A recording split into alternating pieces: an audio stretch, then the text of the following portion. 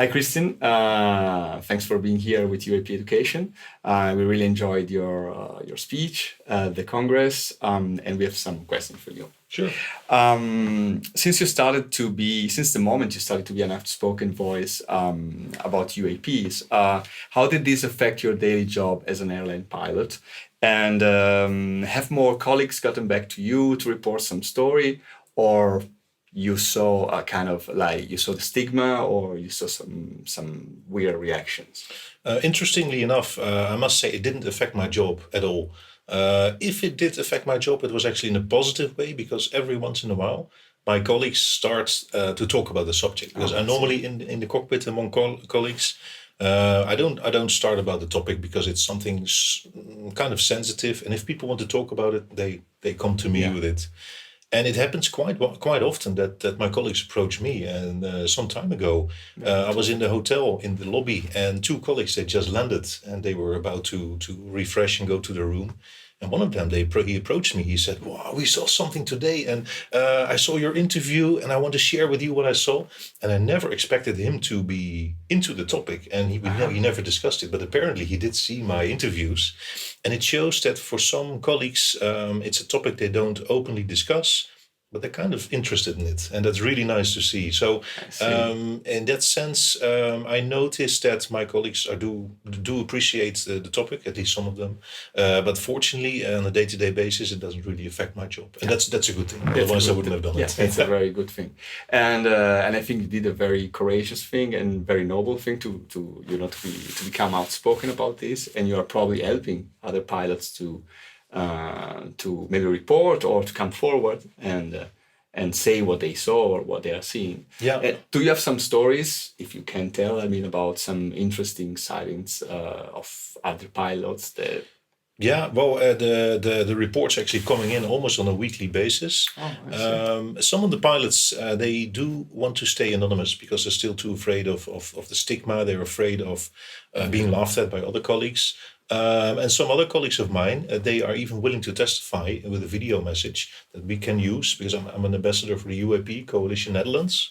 And we focus first on the Dutch aviation world and especially the pilot community, hopefully expanding it in the future.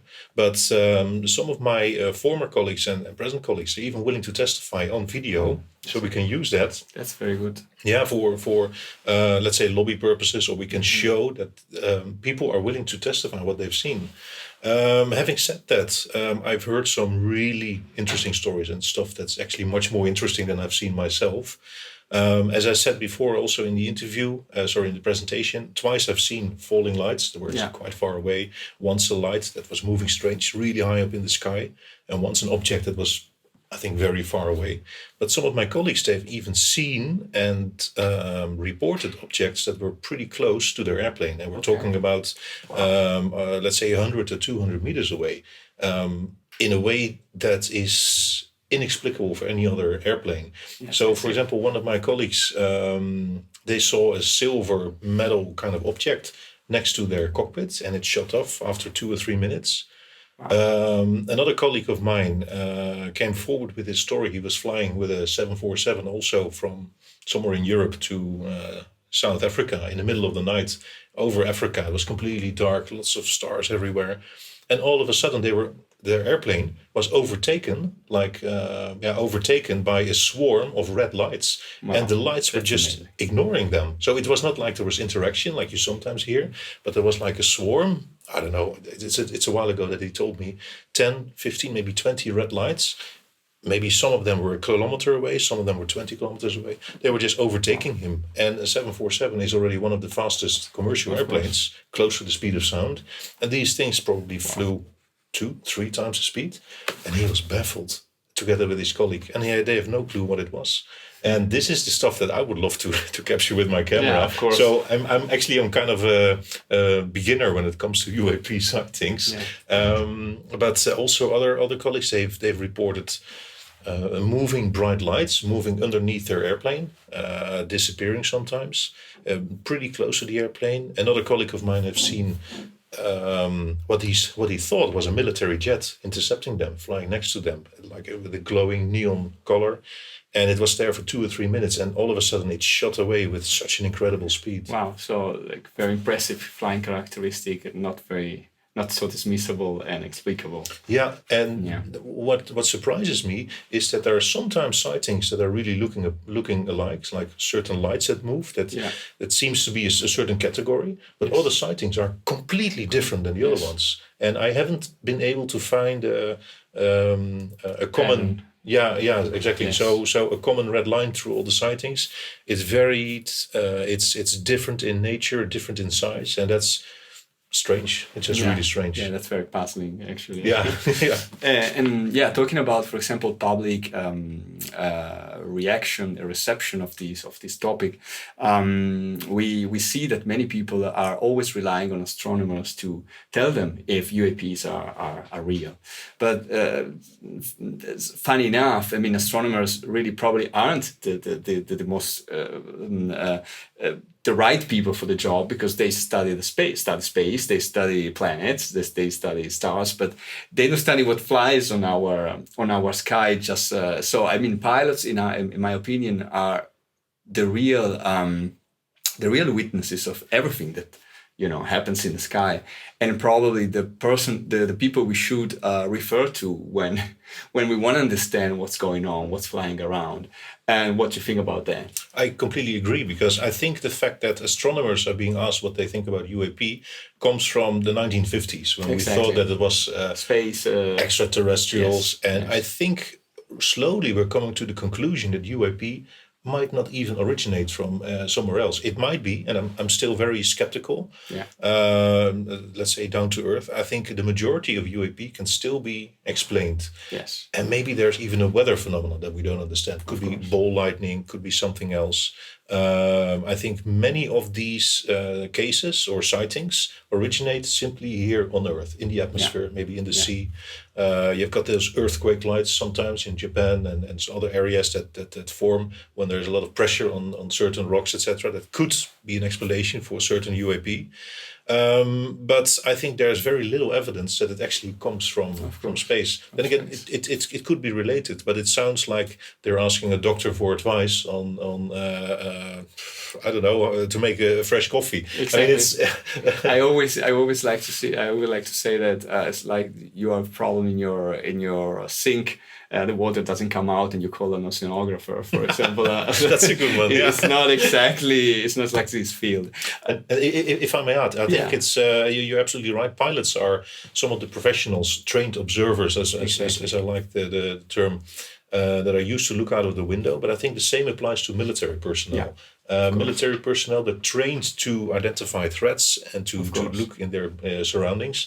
And it happens to be that many UAP are sighted near military installations. So I think we should be careful not to focus too much on aviation, not only on military stuff, but I think the credible observers, meaning people who just do their job and who are trained to identify threats, they are the most credible witnesses. I won't say experts, because I'm not an expert, but at least I'm a credible witness if I see something as a pilot. Of course. You learn how to identify stuff that you see, and you need to do it for your regular job. Out of safety, because I have to identify anything that could pose a threat. So And actually, I was very surprised that you are also a great photographer, and you have a page where you take pictures. You also spoke about that in the presentation. You take pictures. You always have your camera with you, and you take picture of whatever you see that grabs your attention.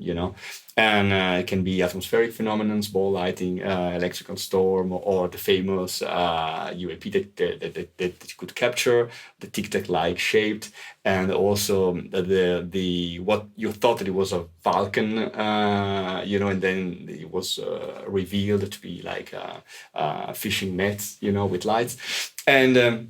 So what really impressed me looking at your page was the quality of the image, and the most images really, which are very explainable because they are atmospheric phenomenon. They look really alien. They look like science fiction. It's like it seems like to watch a Star Wars movie. And that's what you normally see, but you never mistake these things for a UAP. So you know perfectly what these things are. Exactly. And so I think that people sometimes they just don't trust. They say, okay, but pilot is not more reliable than I am, but I think they are completely wrong in this because, for example, normal people would probably take one of those phenomena that you capture, which are totally explainable as a starship. Yeah, absolutely. Yeah, and it's nice that you mentioned it because as pilots, we're not just sitting high up in the air and looking out of the windows, but we have almost a 270-degree view of the world. Yes. Not just from the world, but from almost 10, 12, 13 kilometers altitude, which is giving a really unique perspective. So we see a lot of weather phenomena. We see a lot of space phenomena sometimes, shooting stars, burning rocket debris, you name it. And what I try to do is, because this is partially why I love flying, I'm using wide-angle lenses and I enhance the contrast a little bit within the camera. So there's not too much Photoshop going on.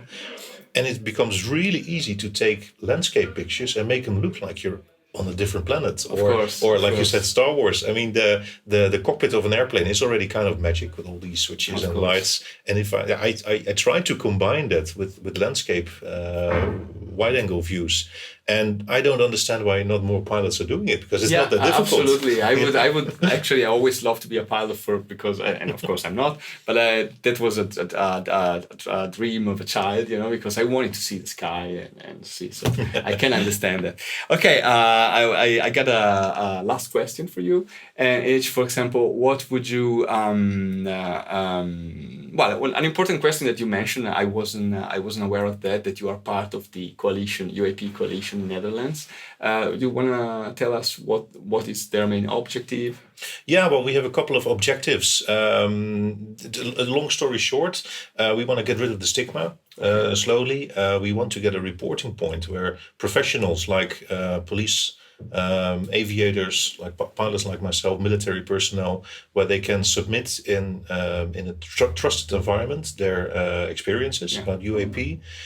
We want to establish, or actually we already have established a lobby with Dutch politicians and EU politicians. That's very interesting. And we want to get some legislation that pilots, especially pilots we focus on now, are getting a portal where they can submit their sightings without being radicalized, without fear of losing their job, or basically just feel the freedom that they can submit these things, because we can only try to find out what we're dealing with if we have data. Of course. And the only way to get data is if people feel free to report it. So we try to become a central hub to take care of that. And apart from that, I'm one of the ambassadors, especially for the aviation community, where pilots feel trusted to share their stories. It can be confidential, can be with a testament that they can submit in a video that we can maybe use to convince politicians, but mainly just also a place where they can feel trusted and free to just share their experiences. And we also have a psychologist as a specialist working with our coalition. And for some people who might need some psychological help or venting just their stories, etc., that's also available, because we realize that some people are really deeply touched by what they've experienced. Of course, that's very interesting. Yeah, you say, of course. I must say, I didn't experience it like this. I just saw things. I was surprised. Many other pilots are just simply surprised by what they've seen. But other people, they are emotionally touched what they've seen, or confused. And it's really helpful if people find a place where they can feel that they're being trusted, they're being believed, and just share their stories. So the coalition has a couple of those points that we're working on, and I think that's